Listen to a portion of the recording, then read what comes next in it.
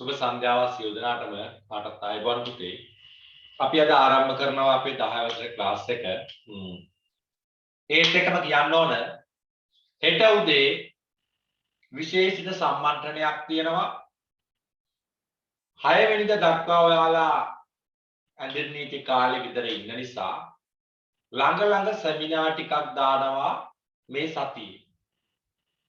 වෙන සමුදායෙන් පස්සේ අපි සෙනසුරාදානේ හමු වෙන්නේ. හෙට උදේ තියෙන සම්පූර්ණයෙන්ම සෙමිනාර් එක ප්‍රතික්‍රියා ශීඝ්‍රතාවය. සම්පූර්ණ ප්‍රතික්‍රියා ශීඝ්‍රතාවය සම්පූර්ණ කොටස කියලා දෙන්න. ඊට පස්සේ අඟහරුවාදා උදේ මං හිතන්නේ අඟහරුවා උදේ 4යි පුළුවන්ද? බැරිද? ඒක හිතාගෙන ඉන්නේ අපි කලින් කරපු සෙමිනාර් එකේ ඊතුරු කොටස. තේරුණානේ? අඟහරුවාදා උදේ 4යි කලින් කරපු සෙමිනාර් එකේ ඊතුරු කොටස.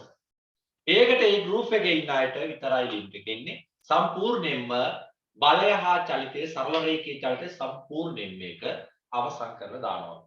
එහෙනම් හෙට උදේ ඕන කෙනෙකුට ලින්ක් එක ෂෙයා කරලා වැඩියෙන් පුළුවන් තරම් යාළුවන්ට කියන්න. හෙට උදේ අපි ප්‍රතික්‍රියා ශීඝ්‍රතාවය තමයි ආරම්භ කරන්නේ ක්ලාස් එකේ. හරි. එහෙමනම් කවුරු හරි කෙනෙක් අදම ක්ලාස් එකට ආවා නම් මේ අහන්න පොඩ්ඩක් අපහසු වේවි. අපි යන්නේ රසායනික බන්ධන පාඩම. මාතෘකාව ලියාගත්ත අපි එදා ගොඩක් දේවල් අපි කතා කරලා තියෙන්නේ මේකේ. එහෙනම් රසායනික බන්ධන යටතේ NH3 කියවල තිත්කතර සටහන ලුයිස් තිත්තුවේ සහ ලුයිස් ටියුවේ අදින්න තියෙනවා. හරිද? අනවශ්‍ය වැඩ එපා. NH3 නම් ඉන්නේ මධ්‍ය පරමාණුවෙන් ගත්තා. N5ක් ඕන. sorry එන්ගේ අවසාන ශක්ති මට්ටමේ 5යි තියෙන්නේ. ඒ කියන්නේ 3ක් ඕන. 3ක් ඕන නම් මෙයා හවුලට 3ක් දෙන්න ඕන. එහෙනම් 5න් 3ක් හවුලට දුන්නම ඉතිරි දෙක උඩින් තියාගත්තා. ඊට පස්සේ මේ H3 දෙනයි මේ H3යි මෙතන හවුලේ තියාගත්තා. ඔන්න ලස්සනට ආවා NH3 තිත්කතර සටහන. ඊට පස්සේ මේ බන්ධන ටික කෙටි ඉරකින් නිරූපණය කරනවා. එකසර ඉලෙක්ට්‍රෝන යුගල තිත් වලින් නිරූපණය කරනවා. ඔන්න ලුයිස් ටියුවය මේ සියලුම කතිර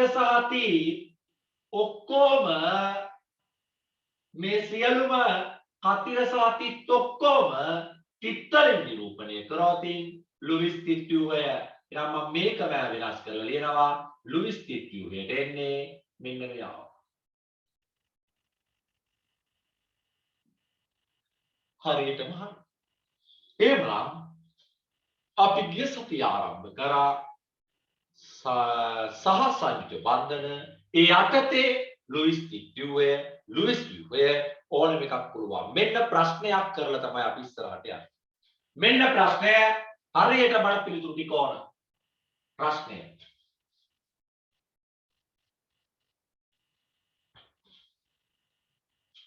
හරියට පිළිතුරු ටික ඕන. හරි නේද? Ca2 chlorine Ca2 chlorine අණුවක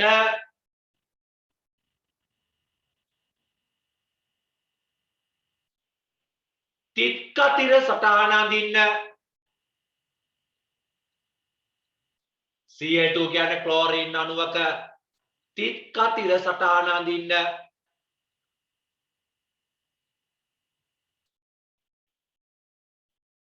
දෙක එහි ඇති ඒක දෙවෙනි කොටස. එහි ඇති සර් ආයනු Ca2 අණුවක තිත්කතිර සටහන අඳින්න. එහි ඇති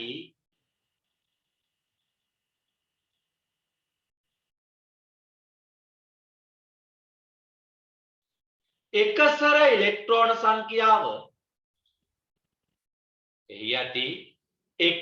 ඉලෙක්ට්‍රෝන සංඛ්‍යාව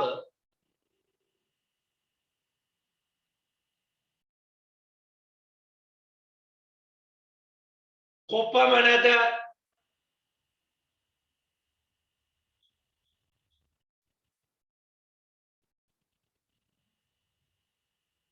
ඊළඟ ප්‍රශ්නය එහි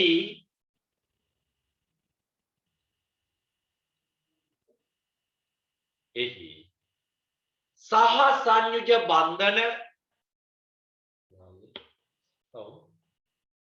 ඔව් දෙතරින් පන්තික ඉන්නේ මොකෝ කමන්න මම කියන්නකෝ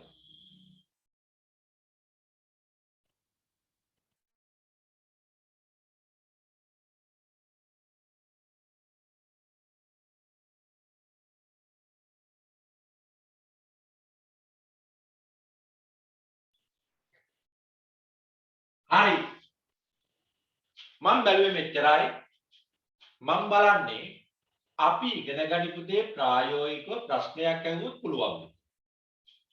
හරිම සරලයි. ක්ලෝරින්ගේ තිත්කඳන සටහන අඳින්න. ඊට පස්සේ දැන් මේක බැරි නම් මට කියන්න සර් මේක පැහැදිලි නෑ කියලා. ඊළඟ කොටසට යනකම් ඉන්න එපා. කොන්නෝමයි. මෙයාගේ සහ සංයුජ බන්ධන තියෙන්නේ මෙච්චරයි. එහෙනම් සහ සංයුජ බන්ධන ගන්න එකයි. එකසර ඉලෙක්ට්‍රෝන යුගල් 1 2 3 4 5 6යි. සහසංජ බන්ධන 1යි එකසර ඉලෙක්ට්‍රෝන යුගල් 6යි. එච්චරයි නේද මං අහුවේ. හවුද නැද්ද? ඔව්. එකසර ඉලෙක්ට්‍රෝන සංඛ්‍යාව අහුවේ. නෑ එකසර ඉලෙක්ට්‍රෝන සංඛ්‍යාව නෙවෙයි. සහ මේ සංයුතා කවචයේ ඉලෙක්ට්‍රෝන කීයක් තියෙනවද කියලා නේද? ක්ලෝරින් වල. එහෙම නේද අහුවේ?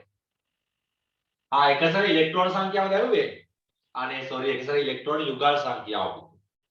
ඉලෙක්ට්‍රෝන යුගල් සංඛ්‍යාව කීයද? 6යි. ඉලෙක්ට්‍රෝන නම් 12යි.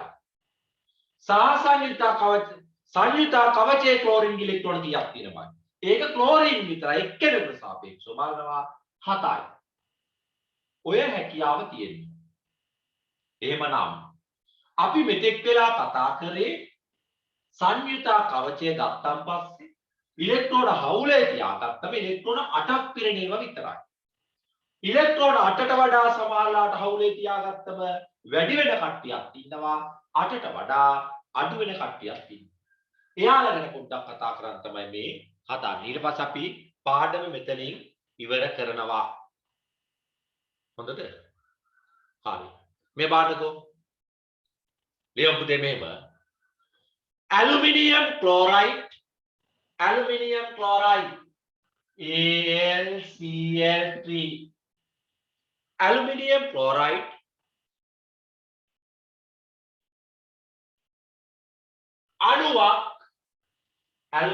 chloride අණුවක් aluminium chloride අණුවක් සහ සංයුජව එපපුතේ aluminium chloride අණුවක් සහ සංයුජව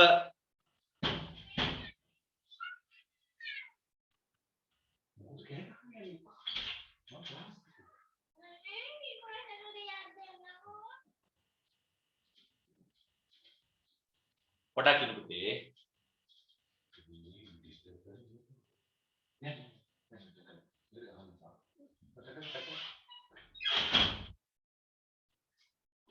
හරි sorry පුතේ aluminium chloride අණුවක් සහ සංයුජව aluminium chloride අණුවක් සහ සංයුජව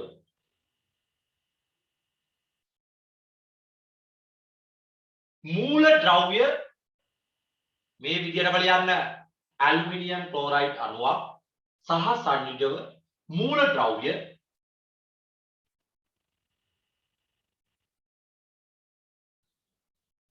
බැඳීම නිසා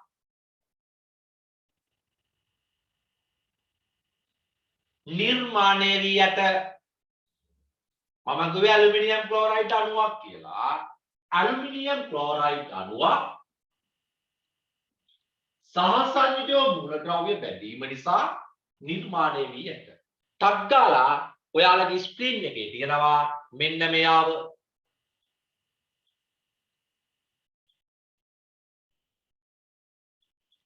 මෙන්න මෙයාව ටක් ගාලා දින්න බලන්න.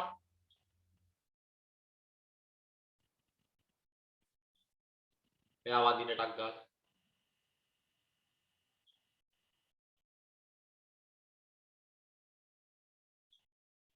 ඉක්මන් කරලා දින්න.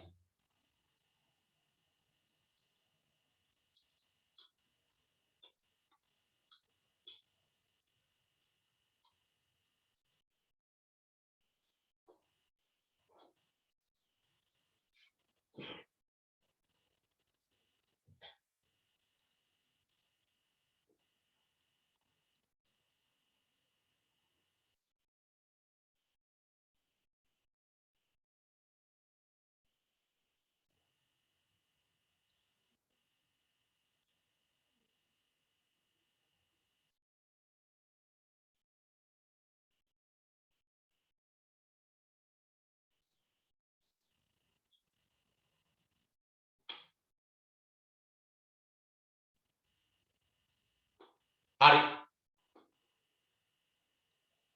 බලන්න ඇලුමිනියම් පරමාණුව ගත්තම එයා වටේ ක්ලෝරින් පරමාණු 3ක් තියෙනවා. ඒ වුණාට ඇලුමිනියම් වටා දැන් තියෙනවා හවුලේ තියාගත්තා පස්සේ ඔය මීට වඩා ඔක පැහැදිලිව පේනවා මෙහෙම කරාම.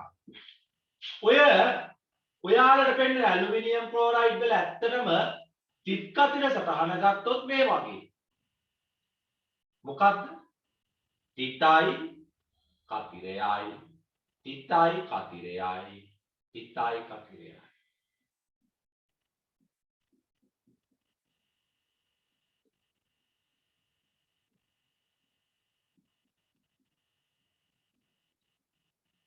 මේ බලන්නකෝ.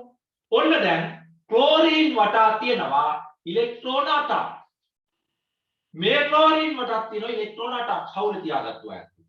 මේ ක්ලෝරින් වටා තියෙන ඉලෙක්ට්‍රෝන 8ක්. හැබැයි පුතේ මේ බලන්නකෝ ඇලුමිනියම් වටා තියෙන ඉලෙක්ට්‍රෝන 1 2 3 4 5යි 6යි. එතකොට සංයුජතා කවචයේ ඉලෙක්ට්‍රෝන අෂ්ටකය සම්පූර්ණ කරගෙන ඉවරයි ක්ලෝරින් පරමාණු 3ම. නමුත් ඇලුමිනියම් පරමාණු 3 අෂ්ටකය සම්පූර්ණ කරන්නේ යාවටා තියෙන්නේ ඉලෙක්ට්‍රෝන 6යි. එනම් සමහර සහසංය සංයෝග තියෙනවා මධ්‍ය පරමාණුෙහි ඉලෙක්ට්‍රෝන 8 සම්පූර්ණ නොවු. උදාහරණයක් තමයි ඇලුමිනියම් ක්ලෝරයිඩ්. පැහැදිලිද? දැන් අපිට ලියපු දෙ මෙහෙම. ඊට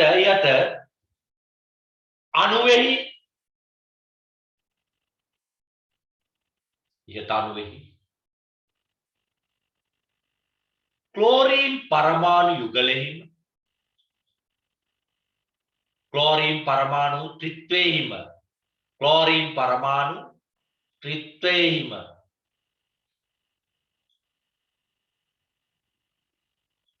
සංයුජතා කවචයේ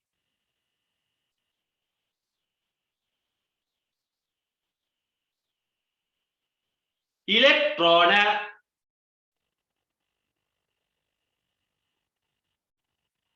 අෂ්ටකය සම්පූර්ණ වුවද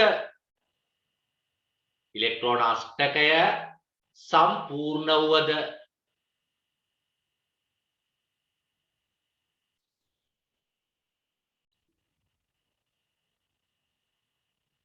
ඇලුමිනියම් වටා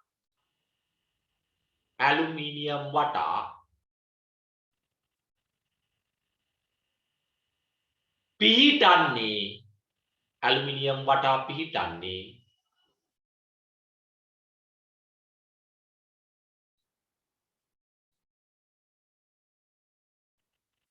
ඉලෙක්ට්‍රෝන 6ක් පමණි. ඇලුමිනියම් වටා පිහිටන්නේ ඉලෙක්ට්‍රෝන 6ක් පමණි.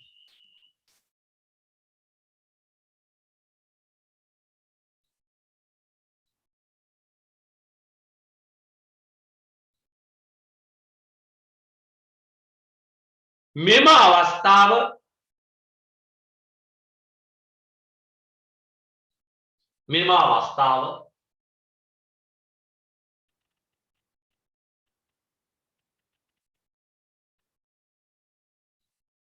සහ සංයුජ බන්ධනයක මෙම අවස්ථාව සහ සංයුජ බන්ධනයක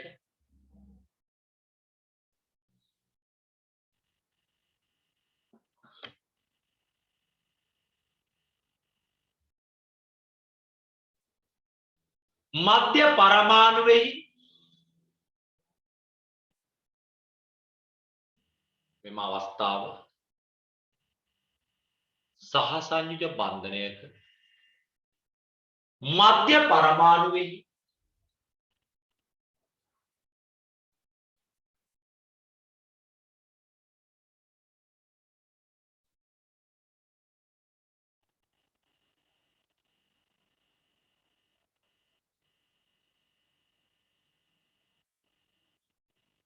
ඉලෙක්ට්‍රෝන 8 සම්පූර්ණ නොවීමට ඉලෙක්ට්‍රෝන 8 සම්පූර්ණ නොවීමට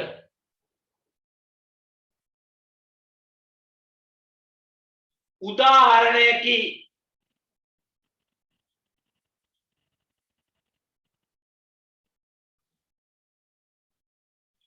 අනේ පුතේ ඕක නොදී යන්න පුළුවන් ටක් ගාලා ඉලෙක්ට්‍රෝන 8 සම්පූර්ණ නොවුණු අවස්ථාවක් කියලා ඇලුමිනියම් ක්ලෝරයිඩ් ඒ වුණාට මම ඒකේ විස්තරය කිව්වා දැන් PCl5 වල ඉලෙක්ට්‍රෝන 8ට වඩා වැඩියෙන් තියෙනවා අන්න එතකොට ඔච්චර ලොකු විස්තරයක් කරන්නේ මෙහි මධ්‍ය පරමාණුවේ ඉලෙක්ට්‍රෝන 8ක ඉක්මවා ඇත කියලා නෝට් එක ඉවර කරගන්න. නැතු ඕකේ ලොකු විස්තරයක් අහන්නේ නැහැ.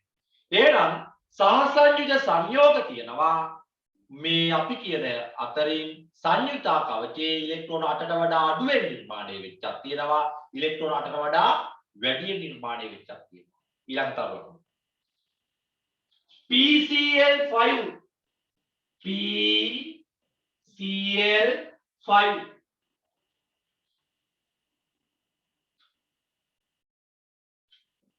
නැමැති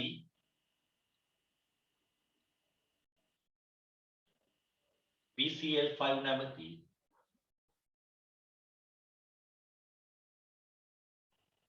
Terus පාඩමේ අවුනේ ඊවිනි පාඩමේ සර් පාඩමේ අංකේ 16ද කියලා මට මතක 10ද මට අමතකයි පාඩමේ අංකේ 10 වගේ මට මතක 10 හරි 11 හරි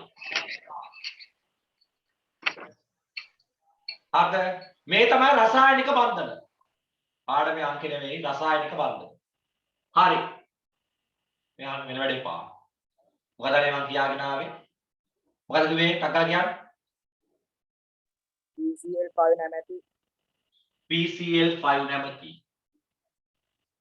සහ සංයුජ සංයෝගයේදී සහ සංයුජ අණුවේදී සහ සංයුජ අණුවේදී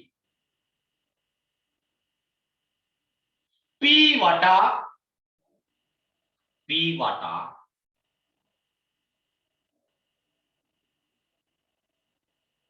එහි සංයුජතා කවචේ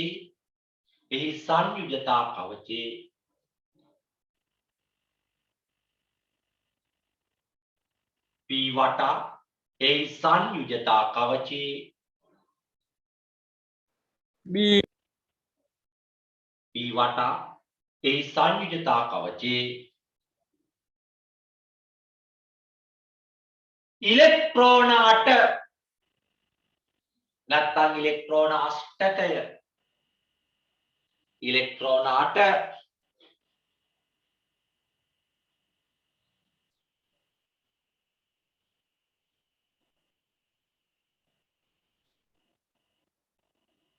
ඉක්මවා ගොස් ඇත ඉලෙක්ට්‍රෝන 8 ඉක්මවා ගොස් ඇත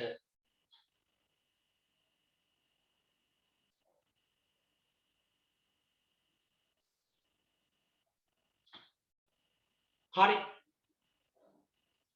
හොඳ ළමයි වගේ දැන් මෙන්න මේ PCl5 අණු අඳින්න ඔතෙන්ට PCl5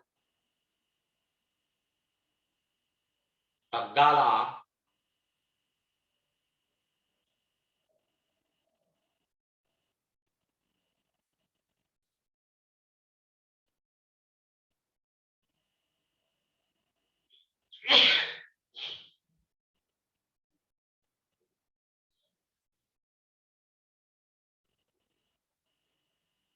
PCl5.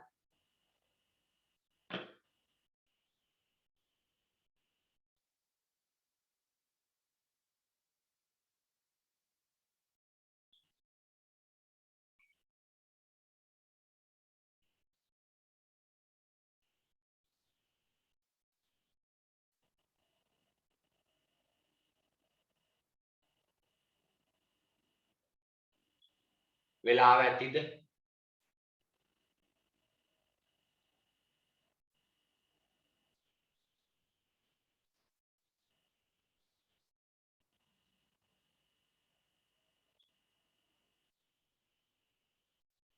හරිද? හරි සර්. හරි.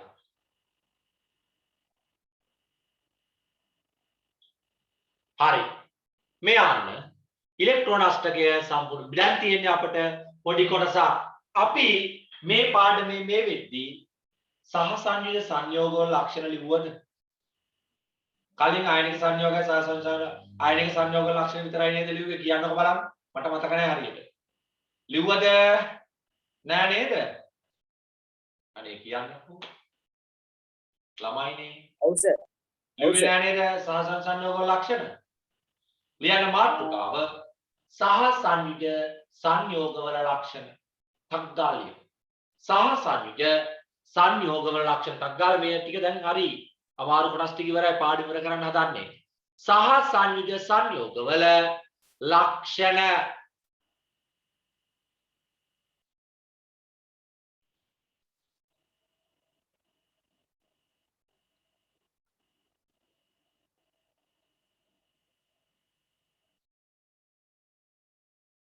සහසංයුජ සංයෝගවල ලක්ෂණ.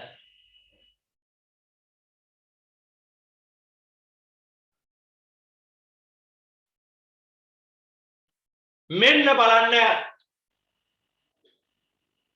එක විස්තර කරන්න කියා දීලා අපි ආයනික සංයෝගවල දැන් දන්නවා. එක බොහෝ විට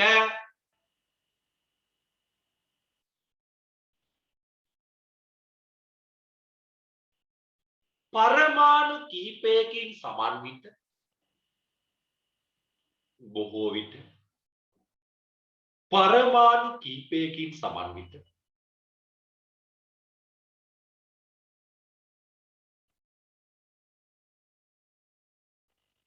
අණු ලෙස පවතී.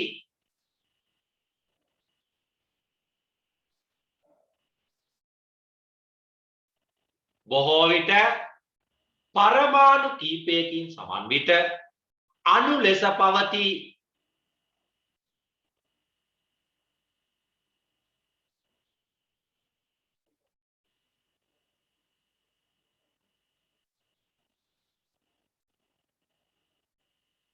ඒ වගේමයි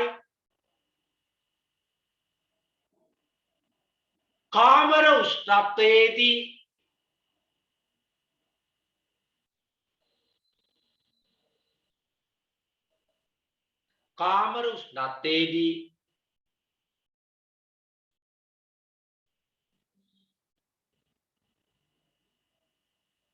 බොහෝ සහසංයුජ සංයෝග මූලික සංඛ්‍යා. කාමර උෂ්ණත්වයේදී අනේ මෙන්න මේ ටික ලියන්නකො මම කිව්වත් ඕකමයි ලියන්නේ. නිකම් වෙලාව යනවා විතරයි. ටක් ගාලා ලියා ගන්න මෙයාව. ටක් ගාලා මෙයාව ලියන්න. ටක් ගාලා ලියා ගන්න.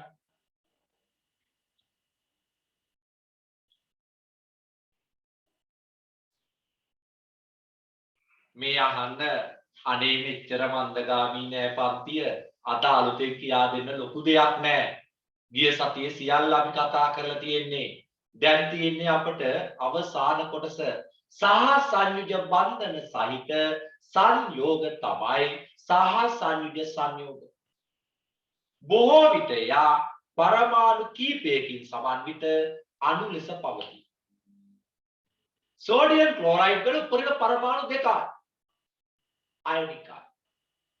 අයන අතර ඇතුනේ බන්ධන. අයන සහ කණ්ඩක අතර ඇති වුණ අයනික බන්ධන. මෙයාලා බොහෝ විට පරමාණු කීපයකින් සමන්විතයි. කාමර උෂ්ණත්වයේදී බොහෝමයක් සහසංජ සංයෝග වායු හෝ ද්‍රව භෞතික අවස්ථාවේ තියෙනවා.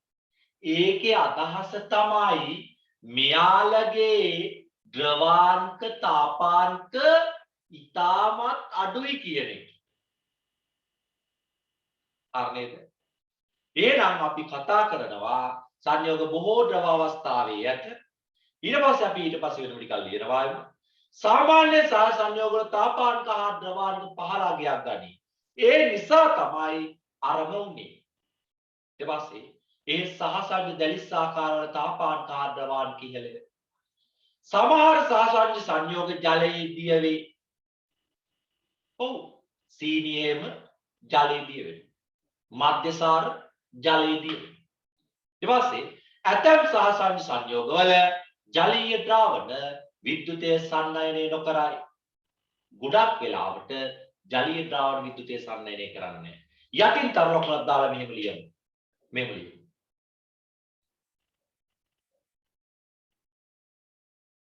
එතිල් මධ්‍යසාර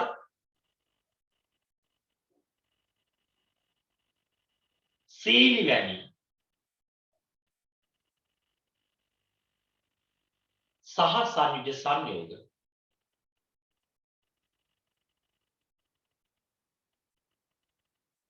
ජලයේ හොඳින් දිය වේ.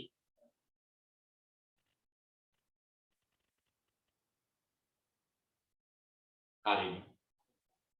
ඊට පස්සේ පුතේ අපි දන්නවා කොච්චර තාපාංක ද්‍රවාංක පහළ වුණත් දියමන්ති කියන්නේ සහ සංයුජ බන්ධන වලින් ගොඩනැගිලා. මිනිරන් දියමන්ති වගේ ඒ වගේ මොකද්ද වෙලා තියෙන්නේ? පුතේ අපි කතා කරොත් කියනවා ද්‍රවාංක තාපාංක ඊටමත් ඉහළට ගන්නවා. සහ සංයුජ බන්ධන වුණා. එයාලගෙත් තියෙනවා දැලිසක්. කලින් ආයනික සංයෝගවල වගේ නෙවෙයි මේ සහ සංයුජ බන්ධන වල ඇතැම් අයගේ දැලිස් තියෙනවා. ඒ වගේමයි මිනිරන් වලට හොඳ ස්නේහක ගුණයක් ලැබිලා තියෙනවා. එයාගේ දැලිසේ ස්වභාවය අනුව පැහැදිලි නේද? එයා පුතේ ඊළඟට ලකුණු දාලා ලියනවා. සහ සංයුජ බන්ධන අතරින් සහ සංයුජ බන්ධන අතරින් සහ සංයුජ බන්ධන අතරින් දියමන්ති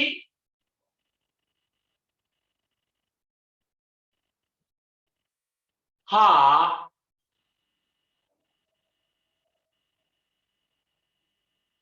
මිනිරන්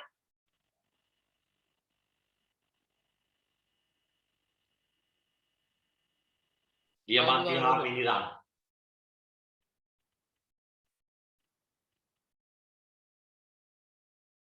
වල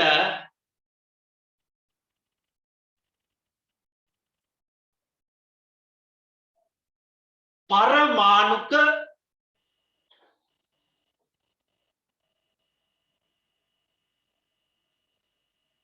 දැලිස් ඇති නිසා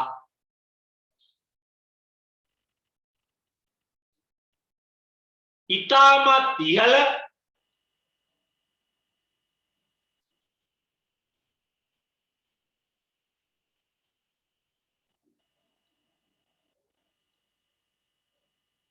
ද්‍රවාංක සහ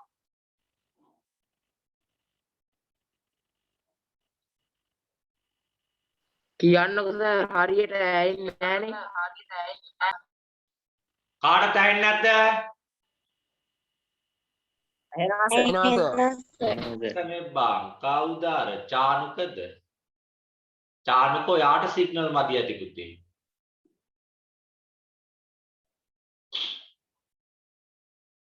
හරිද? ආයෙ මුලින්ම කියන්නේ යාට එන්න කවුරු හරි ලියාගත්තු කෙනෙක් කියන්න ආයේ. එයා පව්. කියන්න ටක්කලා. අනේ පුතේ ලියාගත්තු කෙනෙක් කියන්නේ ඉතින් මුලින් ඉඳලා. කෝ සඳුල කියන්න බලන්න. සඳුල ළමයි කියන්නකෝ කවුරු හරි එක්කෙනෙක්. ලියන්න හරියට ඇහුන්නේ නැහැ නේද? කාටවත් ඇහුන්නේ නැද්ද?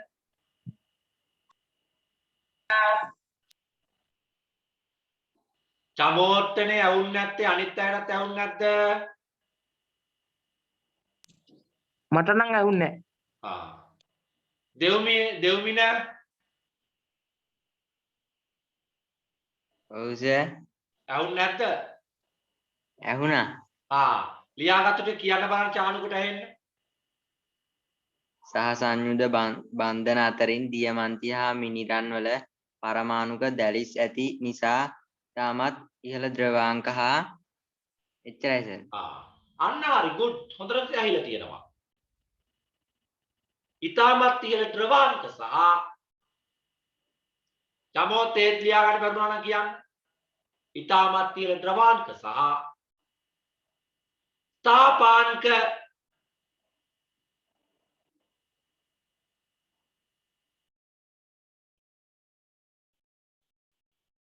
ඉතාමත් ඉහළ ද්‍රවාංක සහ තාපාංක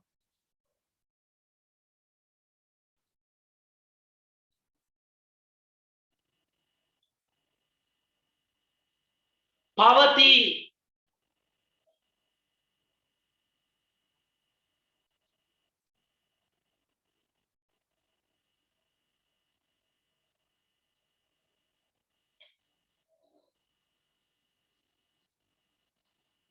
හරි අපි කතා කරද්දි කියනවා සාමාන්‍යයෙන් සහසන්විත සංයෝගවල ද්‍රවාංක තාපාංක අඩුයි.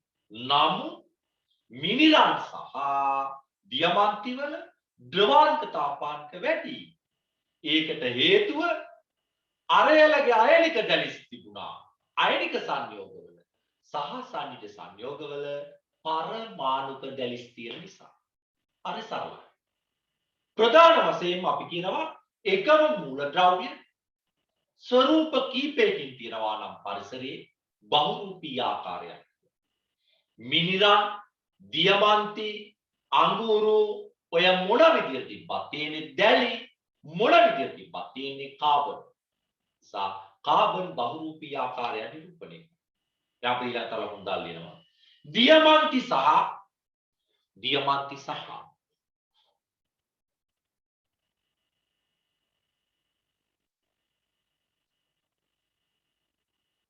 මිනිරන් දියමන්ති සහ මිනිරන්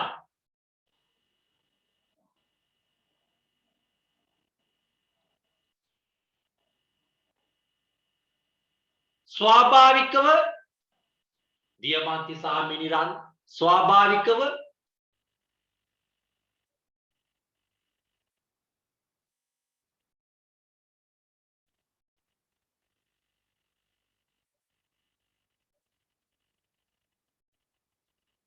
දියමන්ති සහ මිනිරන් ස්වාභාවිකව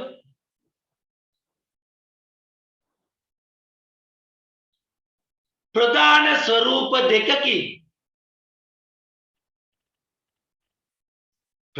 ස්වරූප දෙකකින් සර් ඒ කොටස ආයෙ පොඩ්ඩක්.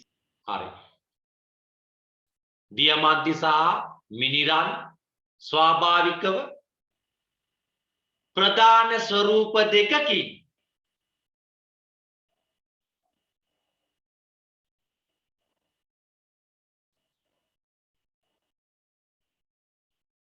පරිසරයේ පවතී.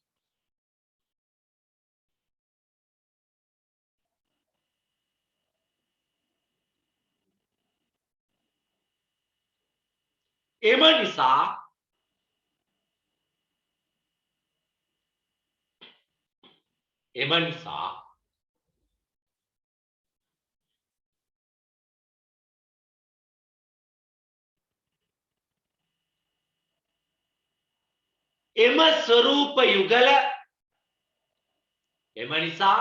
එම ස්වරූප යුගල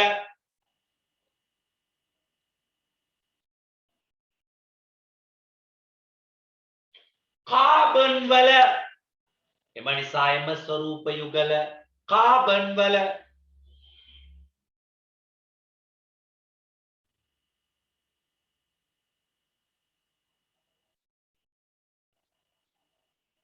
බහුරූපී ආකාර ලෙස හඳුන්වයි. බහුරූපීය ආකාර ලෙස හඳුන්වයි.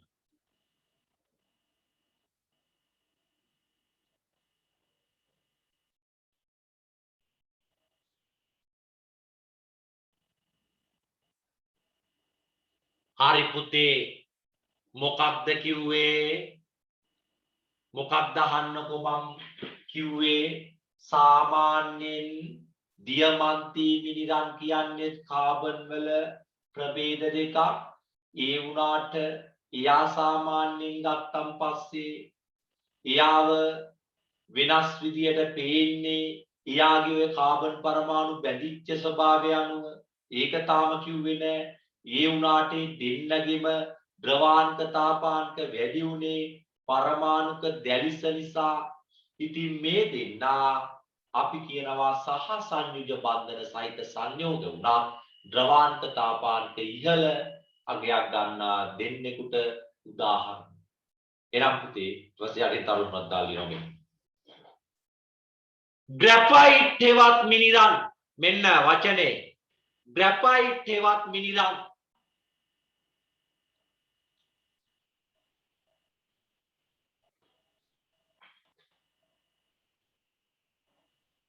තුල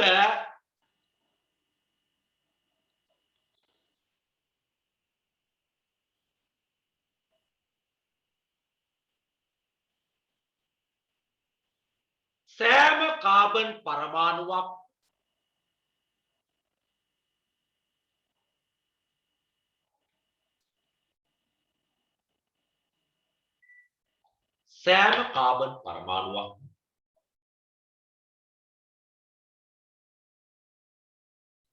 තවත් කාබන් පරමාණු 3ක් සමග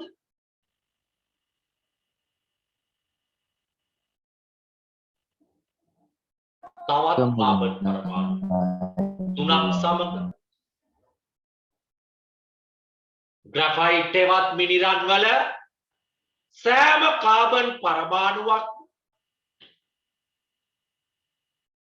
තවත් කාබන් පරමාණු 3ක් සමග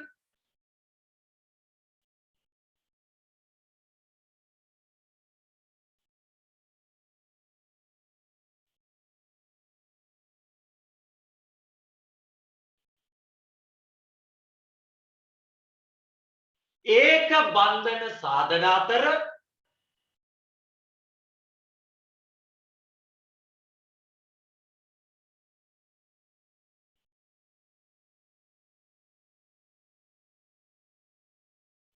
ඉතිරි කාබන් පරමාණු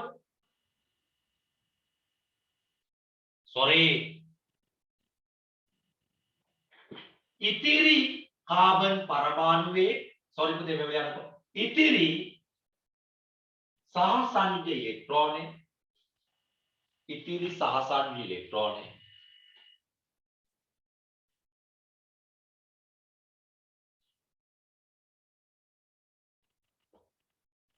ඉතිරි සහසංජ ඉලෙක්ට්‍රෝනේ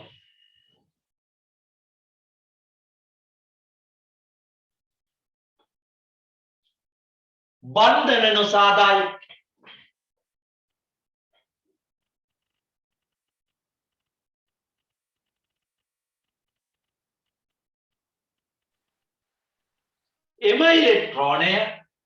එම ඉලෙක්ට්‍රෝනය ආයි කියන්නකෝ සර්. හරි මෙන්න ආයි කෙලින්ම කියනවා ආය මුලින් සංඛ්‍යා හරි කාබන් මේ ආයි මුල ඉඳලම කියන්න ඕනද කියන්නද හරියටම ලියාගන්න කෙනෙක් කියන්න බෑ මම උදව් කරන්නම් ඊට පස්සේ මුලින්ම කියන්න පටන් ගන්න ටක් ගාලා දෙව්මින අනේ කියන්නකෝ ගොඩක් කියන්න තියෙනවා දෙව්මින සර් මට ලියා ගන්න බැරුණා හරියට. අනේ ලියපු කෙනෙක් ටක් ගාලා කියනකොට කියන්නකෝ අනේ. සර් මං කියන්නේ කියන කවුරුද ටක් ගාලා කියන්න. සෑම කාබන් පරමාණුවක් තවත් කාබන් පරමාණු 3ක් සමග ඒක බන්ධන සඳහා අතර ඉතිරි සහයුක්ත ඉලෙක්ට්‍රෝන ඔව්. හරි මම කියන්නම් පුතේ. ආයෙ කියන්නම්කෝ. සෑම කාබන් පරමාණුවක්ම තවත් කාබන් පරමාණු 3ක් සමග සහ සංයුජ බන්ධන සාධන අතර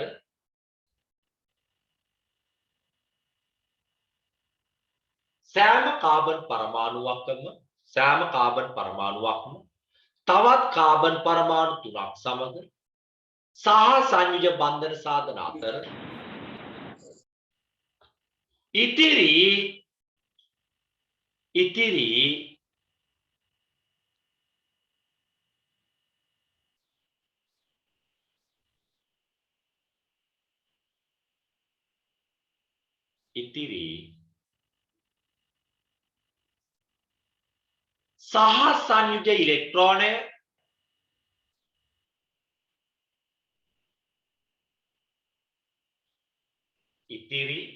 සහ සංයුජ ඉලෙක්ට්‍රෝනය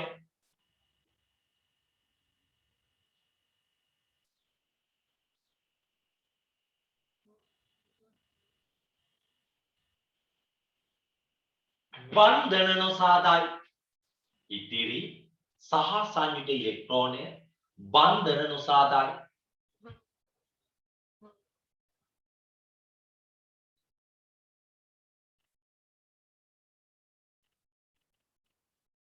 එමගින්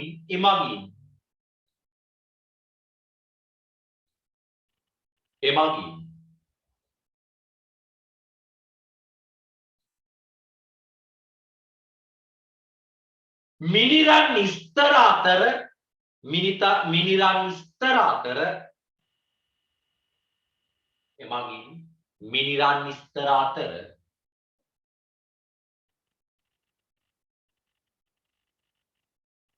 දුබල බන්ධනයක් සාධන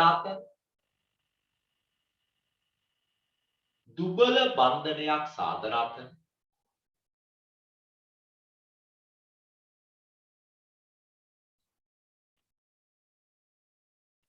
එම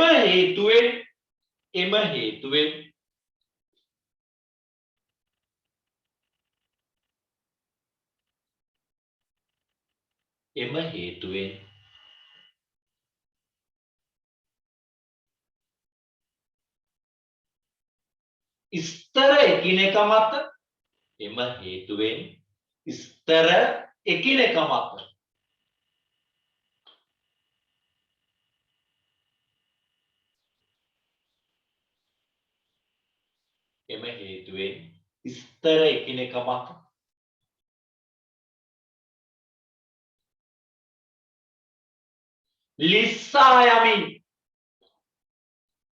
ස්තර එකිනෙක මත ලිස්සා යමින්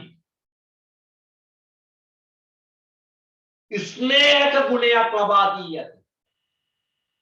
එම හේතුවෙන් ස්තර එකිනෙක මත ලිස්සා යමින් ස්නේහක ගුණයක් ලබා දී ඇත. මේක මකන්න වෙනවා. මේ අහන්න කියපු දේ අනේ මේ ඔන්න කාබන් පරමාණුවක් කියන්නකෝ. මෙයාගේ සහසංජ ඉලෙක්ට්‍රෝන 4ක් තියෙන සංයුක්තා කවචි. ඒ 4 දෙනාම බන්ධන හදන්න එපා හරියට නම්. එහෙම වෙන්නේ නැහැ. මෙහෙට තව එක්කෙනෙක් බැඳෙනවා. මෙහෙට එක්කෙනෙක් බැඳෙනවා. මෙහෙට එක්කෙනෙක් බැඳෙනවා. මේ ඉතුරු එක්කෙනා මේ වගේම යට එක්කෙනෙක් එක්ක දුබලව බැඳෙනවා. දැන් යට එක්කෙනත් මෙහෙ එක්කෙනෙක් එක්ක මෙහෙ එක්කෙනෙක් එක්ක මෙහෙ එක්කෙනෙක් එක්ක. එතකොට මේ ස්තර එකක් මේ ස්තරේ තව එකක්. හරිද? මෙයත් මේ විදිහට මෙයත් එක්ක මෙහෙට තව එක්කෙනෙක් එක්ක. ඒ වගේමයි මෙයා මෙතන යට එක්කෙනෙක්. මෙයත් මෙහෙට තව එක්කෙනෙක් එක්ක මෙහෙට තව එක්කෙනෙක් එක්ක මෙයා මෙහෙම යට ස්තරෙත් එක්ක. මෙයාගෙත් මෙතන එක්කෙනා යට ස්තරෙත් එක්ක. එතකොට ඉලෙක්ට්‍රෝන 3ක් හැමතිස්සෙම බන්ධන වලට දායක වෙනවා. ඉතුරු එක්කෙනා දායක වෙන්නේ නැහැ. එයා මේ වගේ හදන ස්තර දෙකක් අතර දුබල බන්ධනයක් හදනවා. ඔයාලා මිනිරන් කෑල්ලක් අරගෙන බලන්න පතුරු ගැලවෙනවා. මේව තද කරෝතින් එක පතුරක් උඩ තව පතුරක් ලිස්සලා යනවා. ලිස්සා යෑමේ ගුණයට කියනවා ස්නේහික ගුණය. පැහැදිලි නේද? නිකන් අපරාධ වෙලාව නාස්ති කරන්න යන්නේ නැහැ අපි. එහෙමනම් මෙන්න මෙයාව උතන අඳින්න ඕන. මෙන්න මේ රූපය විතරයි. මොන රූපෙද? මේ රූපය විතරයි. උතන අඳින්න ඕන. හරිද? මේ රූපය උතන අඳින්න ඕන. මෙයා වැන්දට ඔයාලට තේරෙන්නේ නැහැ. මෙයා විතරක් යන්නම ඇති. මේකේ ලකුණු කරන්න ඕන. මෙන්න මේ තමයි අර ඉතිරි කාබන් පරමාණුව මගින් මේ කඩේරි වලින් පෙන්වලා තියෙන්නේ. ඉතිරි කාබන් පරමාණුව මගින් ඇතිවන දුබල බන්ධනයේ ඉතිරි. හරි නේද එහෙනම්? හරි. එහෙනම් ඊළඟ කොටසට අපි එනවා. ඊළස්සේ ඊළඟ තර ලකුණු දාලා ලියා ගන්න. මෙයා වදින්නට තියන 10 දාන්න.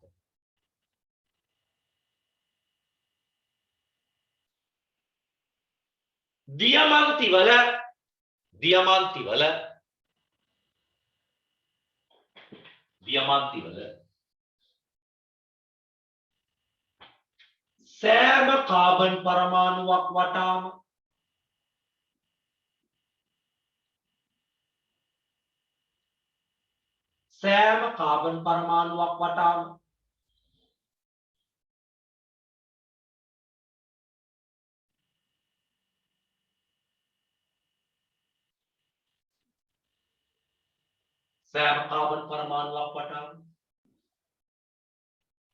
තවත් කාබන් පරමාණු 4ක් බැඳෙමින්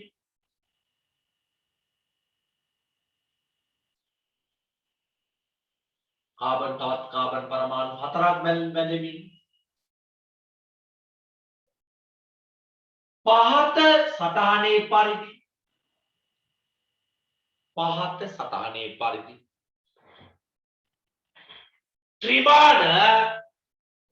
ත්‍රිමාන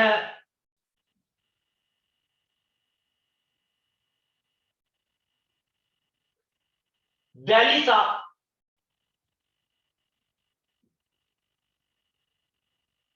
නිර්මාණය වී ඇත.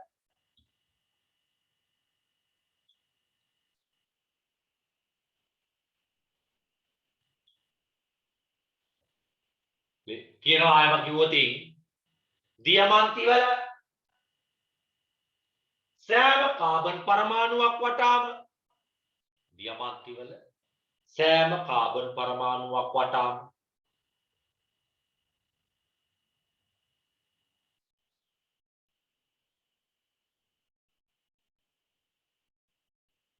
තවත් කාබන් පරමාණු 4ක්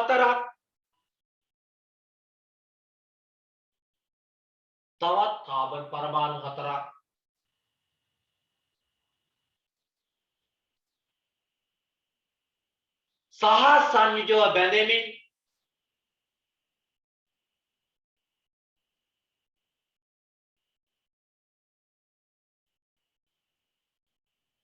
සංයෝජව බැඳෙමින් ත්‍රිමාන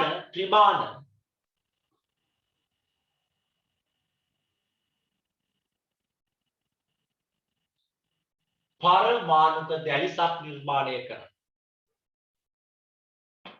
ත්‍රිමාන පරමාණුක දැලිසක් නිර්මාණය කරන. හරියක් දාලා මෙයා වදින්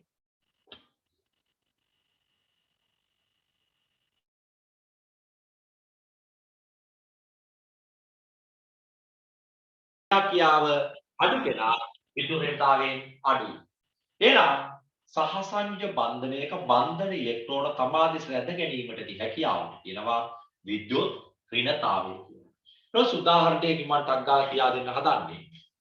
මෙන්න H සහ F මේකෙදී වඩාත් විද්‍යුත් ඍණතාවය වැඩි F ගේ. විද්‍යුත් ඍණතාවය වැඩි පරමාණු ඊට පස්සේ විද්‍යුත් ඍණතාවය අඩු පරමාණුව. මේක නෝට් ලියුවට අපැහැදිලි. ඔන්න සහසංජ බන්ධනයක විද්‍යුත් ඍණතාවය වැඩි එක්කෙනා තමයි H. sorry F. අඩු එක්කෙනා තමයි H. ඒ නිසා F වෙතට බන්ධන ඉලෙක්ට්‍රෝන ආකර්ෂණය වී බන්ධන ඉලෙක්ට්‍රෝන ආකර්ෂණය වේ. ඔන්න මොකද්ද කියන්නේ? SIF කියලා අණුවක් තියෙනවා. HF වලින් මොකද්ද විද්‍යුත් ඍණතාවය වැඩි FK. ඒ නිසා ඒ පැත්තට බන්ධන ඉලෙක්ට්‍රෝන ටික ගමන් කරනවා. බන්ධන ඉලෙක්ට්‍රෝන ගමන් කරාට පස්සේ බන්ධන ඉලෙක්ට්‍රෝන තියෙන පැත්ත මේ තමයි ඩෙල්ටා උන්නෝමයි ඩෙල්ටා යන්නේ. ඒ පැත්තට යනවා කුඩා ඩෙල්ටා ඍණ ආරෝපණයක්. මේ පැත්තට යනවා කුඩා ඩෙල්ටා ධන ආරෝපණයක්. කිසියම් අණුවක මෙන්න මේ විදිහට බන්ධන ඉලෙක්ට්‍රෝන අසමමිතිකව තියෙනවා. එක් පැත්තකට බරව තියෙනවා. ඒ අණුවේ එක් පැත්තක් ධන හා අනිත් පැත්ත ඍණ ලෙස ආරෝපණය වෙලා නම් එයින් අණුවකට කියනවා අපි ද්‍රවීය අණුවක් කියලා. බන්ධන ඉලෙක්ට්‍රෝන එක සමානව පිටිනවා නම් අපි යාට කියනවා නිර්ද්‍රවීය අණුවක්. ඉතින් කොහොමද ඒක නිරූපණය වන්නේ? මූලද්‍රව්‍ය පරමාණු දෙකේ විද්‍යුත් ඍණතාවයේ වැඩි පරමාණු දෙසට බන්ධන ඉලෙක්ට්‍රෝන ගියාම නිසා ඊට සාපේක්ෂව අනෙක් පරමාණුව කුඩා ධන ආරෝපණයක් හිමිවෙනවා. මේ අනිත් පරමාණු විද්‍යුත් ඍණතාවය වැඩි එක්කෙනාට කුඩා ඍණ ආරෝපණයක් හිමිවෙනවා. අන්න ඒ නිසා අණුව ධන සහ ඍණ ලෙස ආරෝපණය වුණාම අපි ඒකට කියනවා ද්‍රවීකරණය වෙච්ච අණුවක් කියලා. පැහැදිලිද? හරි. එහෙනම් අපි දැන් ලියමු මෙහෙම.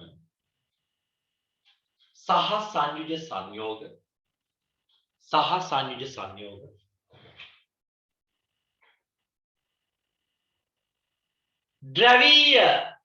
ද්‍රවීය සහ සංයුජ සංයෝග සහ ද්‍රවීය සහ සංයුජ සංයෝග සහ නිර්ද්‍රවීය ද්‍රවීය සහ සංයුජ සංයෝග සහ නිර්ද්‍රවීය සහ සංයුජ සංයෝග ලෙස. ඔව්. ඔබ ටිකක් ගල කියන පැටිය. කමන්න. එන්නවද? හරි.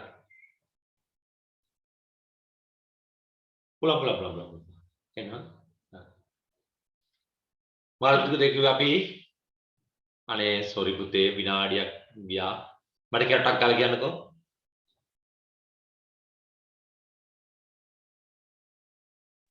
නිර්ද්‍රවීය සහ සංයුජ මුලින්ම කියන්න ඔය නෝට් එක. සහ සංයුජ සංයෝග ද්‍රවීය සංයෝග හා නිර්ද්‍රවීය සහ සංයුජ සංයෝග ලෙස නිර්ද්‍රවීය සහ සංයුජ සංයෝග ලෙස ප්‍රධාන කාණ්ඩ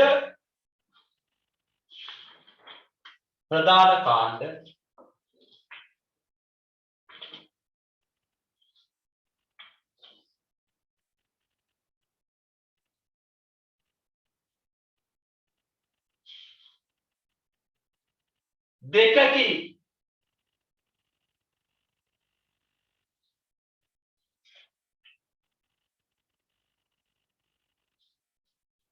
ප්‍රධාන කාණ්ඩ දෙකකි.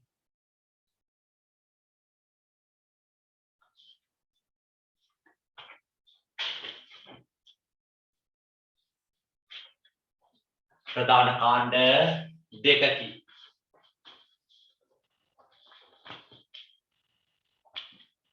හරි. ඊළඟට කියනවා උදාහරණ කියලා ලියන්න උදාහරණ කියලා. උදාහරණ. මෙහෙම ලියමු. මේක ලොකු ප්‍රශ්නයක් එන්නේ නැහැ. මේක ලොකුවට හිතට ගන්නත් එපා. හොඳද? උදාහරණ දෙන්නවා. HF මෙහෙම ලියන්න. HF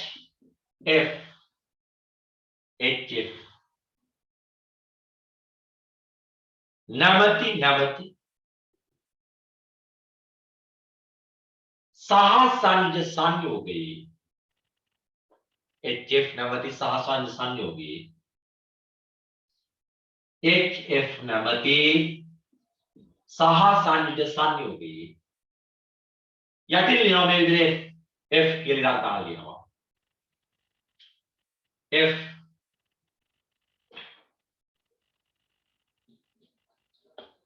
විද්‍යුත් ඍණතාවයේ වැඩි පරමාණුව F විද්‍යුත් ඍණතාවය වැඩි පරමාණු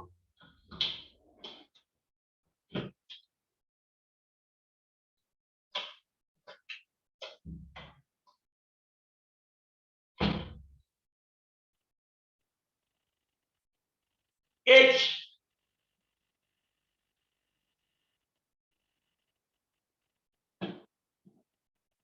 විද්‍යුත් ඍණතාවය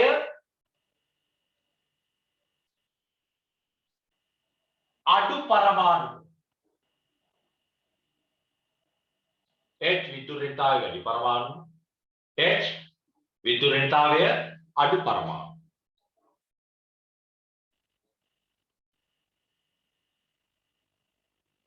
ඊට පස්සේ ලියන යටින් ආය වෙනම එම නිසා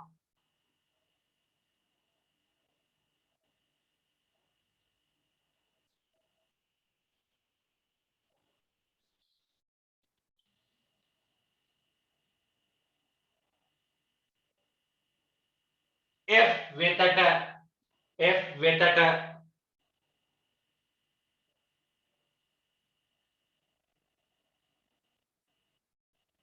බන්ධන ඉලෙක්ට්‍රෝන ආකර්ෂණය වී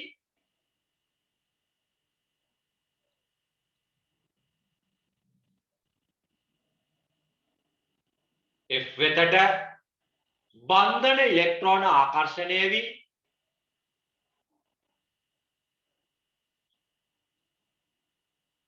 එම නිසා F වෙතට බන්ධන ඉලෙක්ට්‍රෝන ආකර්ෂණය වී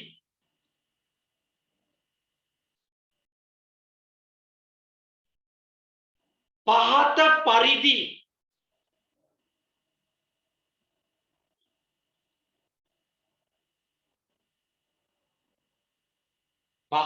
පරිදි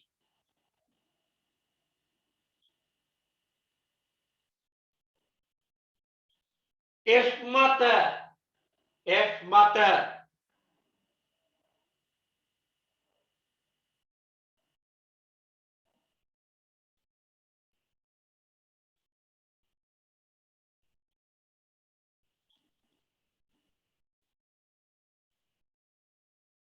කුඩා ඍණාරෝපණයක්ද F මත කුඩා ඍණාරෝපණයක්ද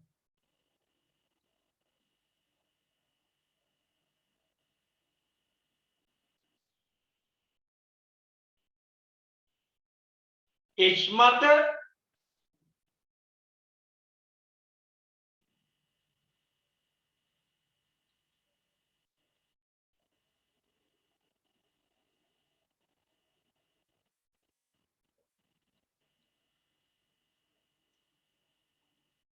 කුඩා ධනාරෝපණයක්ද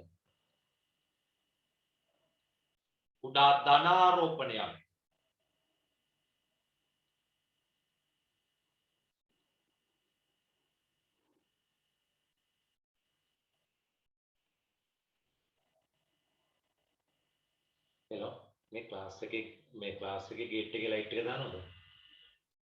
ගෙදර පැත්තේ දාන්න එපා. ගේට් එකේ දාන්න එපා. ක්ලාස් එකේ ගේට් එකේ ලයිට් එක දාන්න.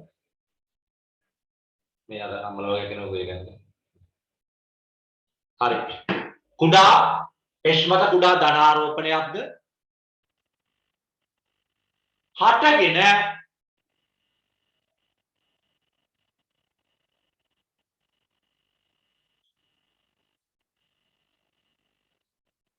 ද්‍රවීකරණය වේ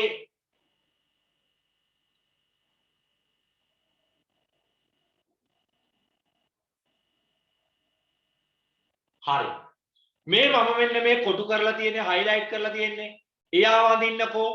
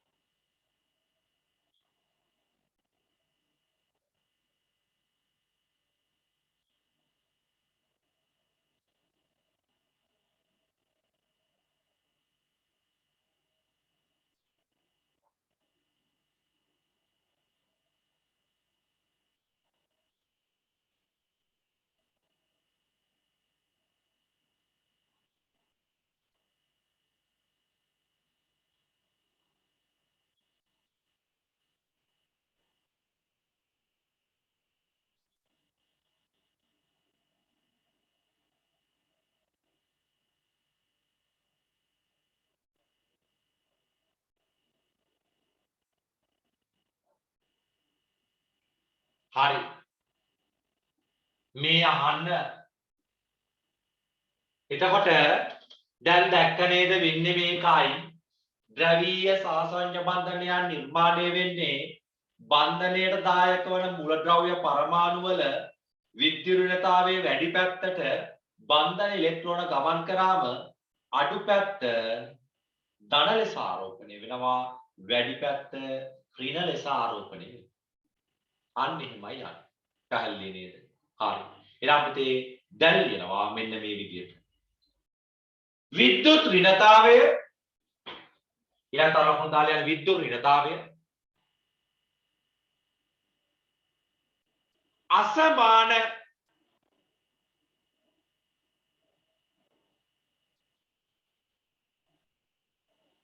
විද්‍යුත් ඍණතාවය අසමාන විද්‍යුත් ඍණතාවය අසමාන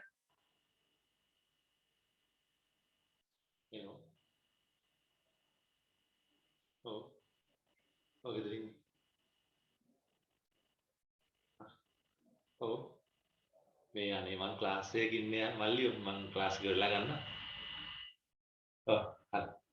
හරි. පුතේ විද්‍යුත් ඍණතාවයේ අසමාන පරමාණු දෙකක් විද්‍යුත් ඍණතාවයේ අසමාන පරමාණු දෙකක් සහසංයුජ බන්ධනයකින් බැඳුණු විට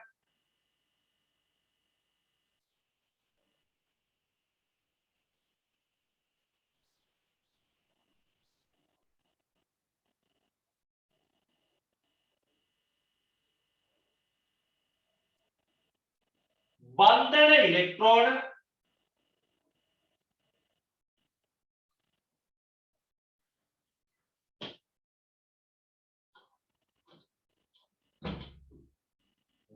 ඉලෙක්ට්‍රෝන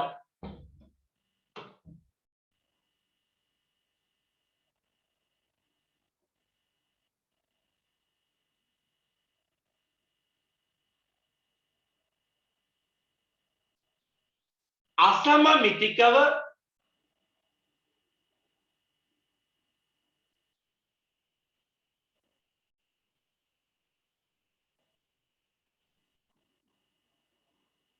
ව්‍යාප්ත වී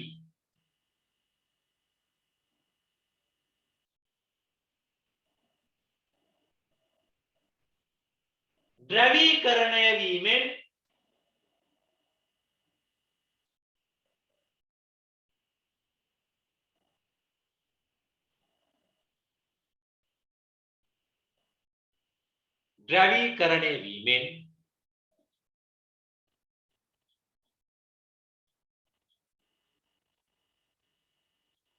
ද්‍රවීය සහසංයුජ බන්ධන නිර්මාණය වේ.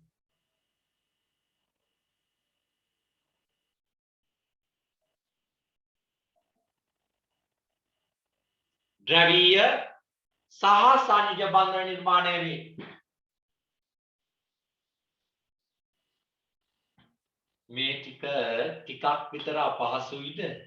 හිතන්න තියෙන්නේ මෙහෙමයි.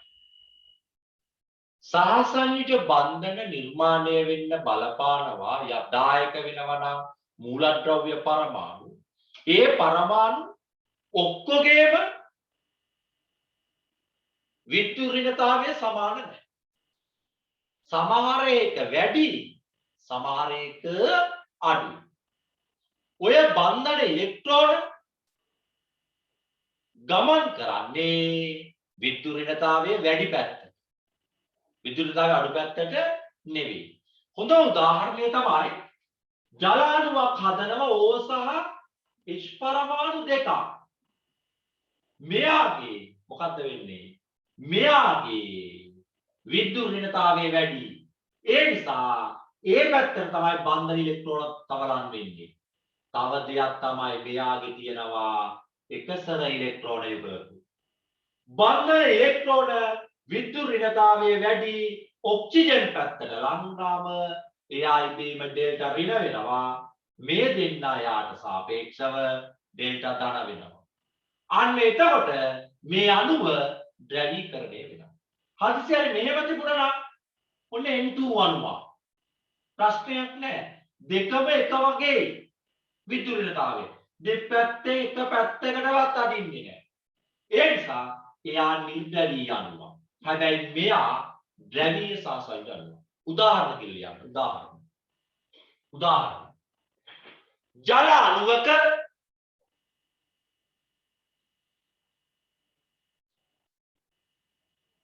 ජල අණුවක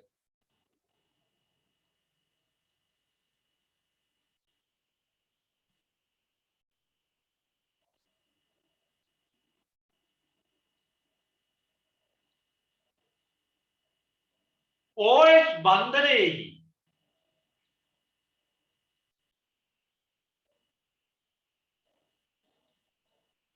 ජල අණුවක OH බන්ධනයේදී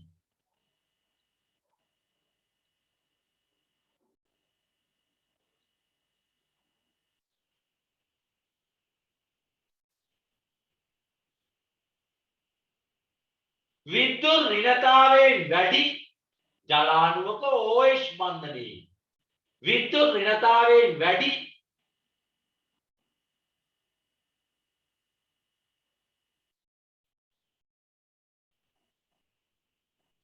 O දෙසට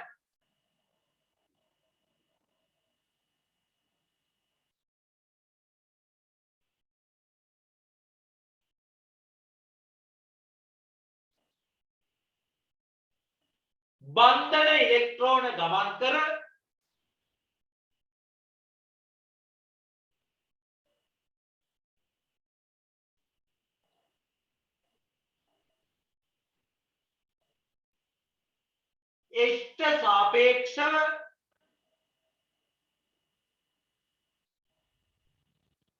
එෂ්ට සාපේක්ෂව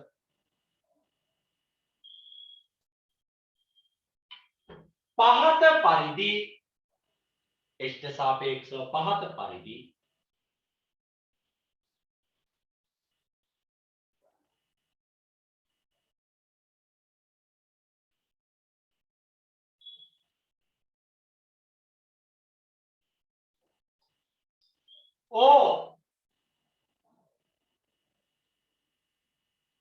කුඩා ඍණාරෝපණයක් ලබා ගැනීම නිසා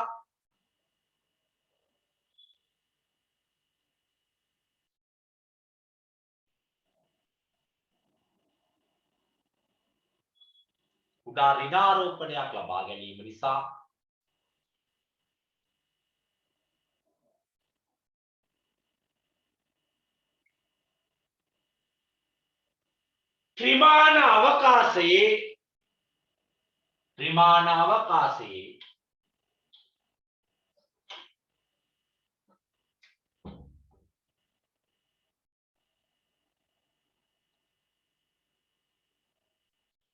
කෝණික හැඩයක් නිරූපණය කරයි. ත්‍රිමාන අවකාශයේ කෝණික හැඩයක් නිරූපණය කරයි.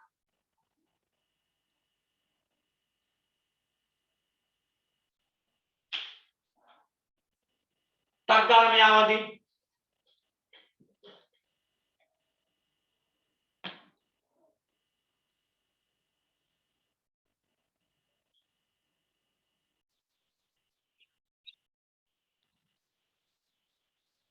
ආයෙ කියනවා අනිවාර්යයෙන් මම කියනවා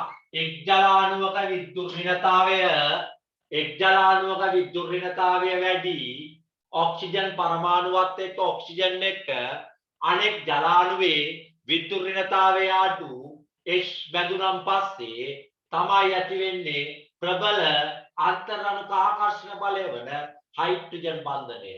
ජල අණුවක අපි කොහොමද දන්නවා ඉෂ්ට සාපේක්ෂව විද්‍යුත් ඍණතාවයෙන් වැඩි නිසා ඉෂ්ට ධනාරෝපණයකුත් ඕට ඍණ ආරෝපණයකුත් ලැබෙන බව. පැහැදිලි නේද? ඒක දන්නව නේද? හරි. ශබ්දාලමයාවලිය.